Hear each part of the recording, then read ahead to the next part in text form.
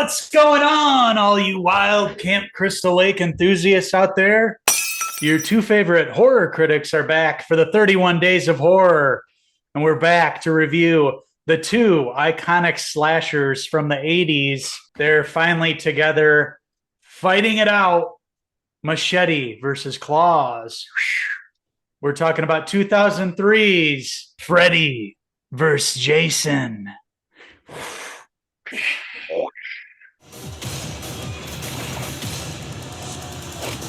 Why won't you die?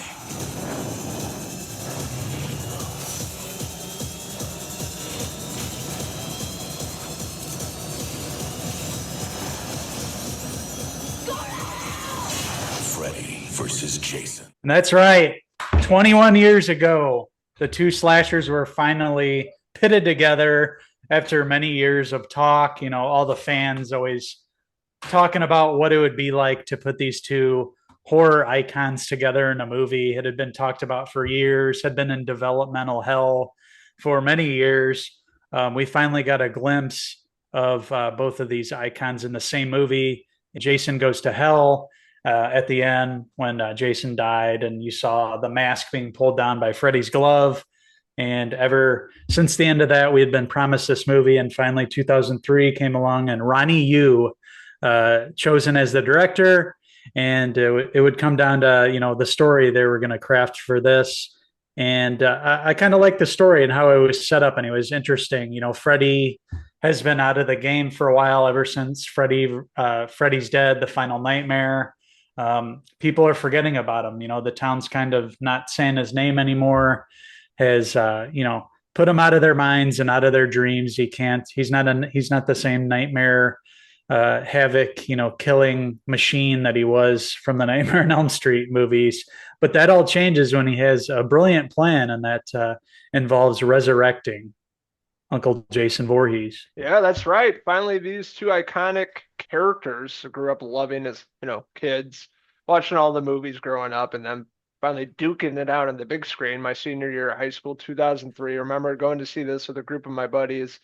We were drinking a bit. We were getting ready to get lit with Freddy and Jason. We had a blast. I remember seeing this in the theater in the town we grew up in back then. And yeah, just watching this movie 21 years later, it's interesting, seeing this as almost a 40-year-old. And my taste has changed in movies and things like that. Of course, I still love horror, but yeah, just these two characters alone are definitely the best part of the movie. The setup of the other characters, the kids in this is definitely forgettable. The middle-aged teenagers, as you would have it in this movie, all partying.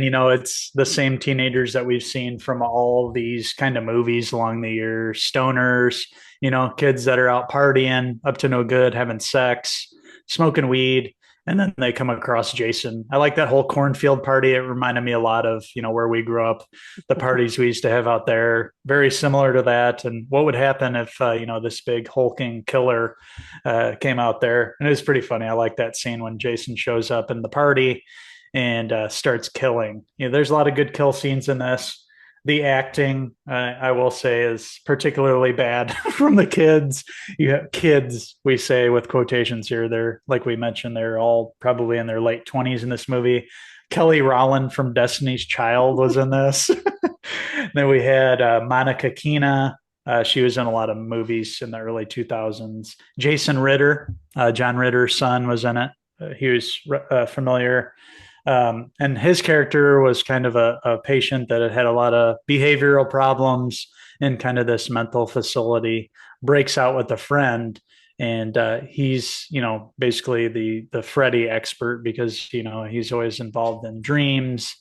And they have to stop Jason from killing. And eventually Freddy gets involved and he's able to get back into people's nightmares. Eventually, through staying awake and through bringing Freddy back from a dream, it pits the two icons together, and at first they're working together, but then they go face to face when Jason realizes that Freddy resurrected him and was just using him like a puppet. Yeah, pretty much. When they figured that out, they're just like, forget about the kids in this movie, the teenagers or whatever, and they're like start duking it out. All these different scenes and things like that were the best parts of the movie. It was just a gore fest. I mean, just spraying blood and fucking with the machete and of Mhm. course his glove and everything going into Jason. It's just super gory and everything you want in a film like this. And this is totally such a 2003 movie with the music too, right? It had a lot of Yeah, the rock and new metal and new whatever. metal. Yeah, Yeah, stuff was big back then. So set up a really cool atmosphere. But yeah, we were just talking about Monica Keena in our last podcast, how she haven't seen her in a movie in a long time, but I remember her popping up in a lot of movies back then. And I thought she was pretty good as Laurie. She's more of the focal point, main character in this. Jason Ritter played Will, her love interest that gets locked away with his friend Mark, played by Brendan Fletcher. And then, of course, the rest of the friends. Catherine Isabella, no stranger to the horror genre. Ginger Snaps and a bunch of other Mhm. movies. She had a smaller part in this film. But yeah, most of them pretty forgettable. Not a lot of chemistry in the movie, but that's not what you're going to watch anyways. Just going to Right. see two horror icons duke it out and see who dies. It wasn't Kane Hodder. That would have been even better because Kane was in those stretch of movies, with Jason Goes to Hell and Takes Manhattan. He was kind of my like ultimate Jason there towards the end. That would have been cool to pit those two together in the movie. But Ken Kersinger, he's a big guy, so definitely filled out to the old ragged Jason clothes there, and was able to be a physical, intimidating presence. But yeah, those fight scenes were really well done. And I was watching a little behind the scenes, and that's a big reason they hired Ronny Yu. He said he wanted to make the fight scenes.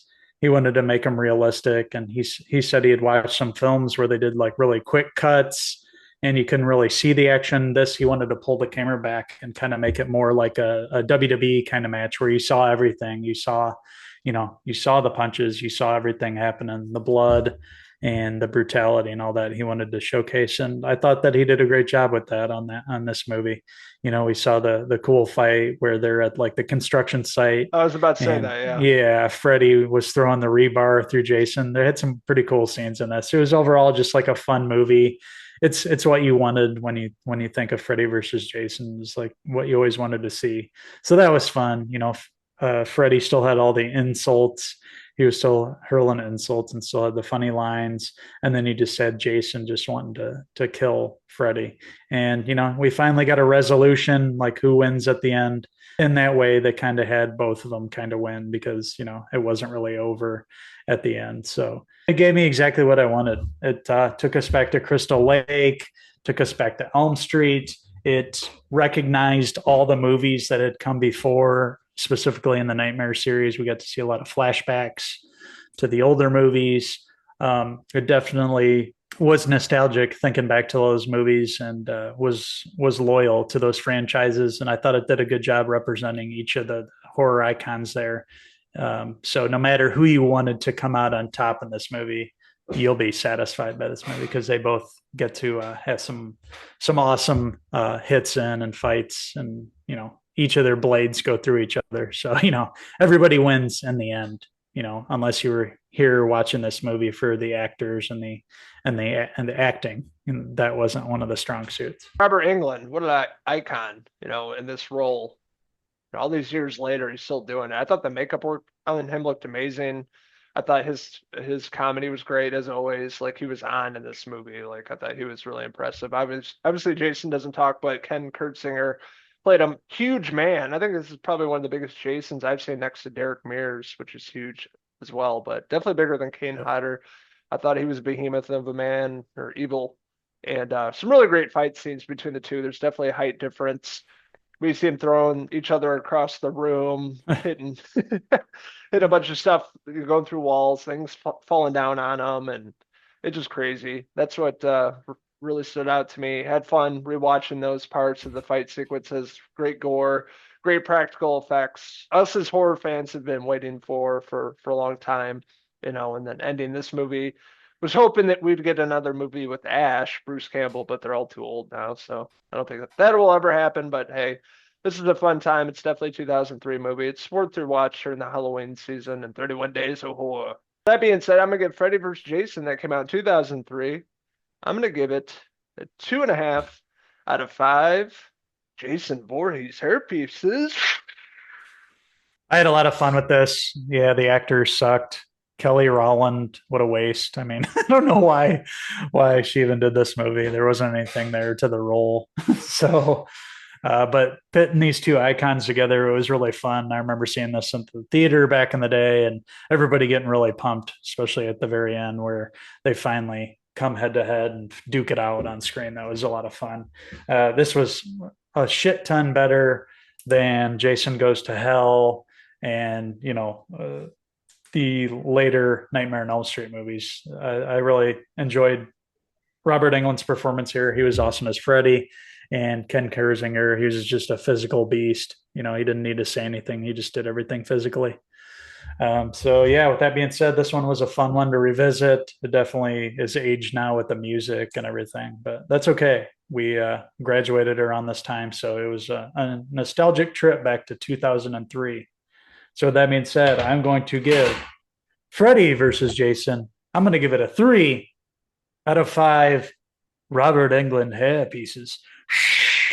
Just want to hear from all you wild ghouls out there. What did you like about Freddy versus Jason? What didn't you like about it? Let us know in the comments below, and don't forget to subscribe. Also, check out these mass assailants on Facebook, X, and Instagram, and our website, Cinephellas.com, for your latest, greatest TV, movie news, and horror reviews. And we're not done with old Jason anyways, and we'll be back with some more Freddy too. I think we're going to review some other installments of these great slashers. So stay tuned to this here channel, and we'll be back for you Friday the 13th and Nightmare on Elm Street fans really soon. So until the next 31 Days of Horror, I'm Uncle Henry Hill. And I'm Uncle Logan England, signing out until the next horror review for 31 Days of Horror. And Cheers! Cheers.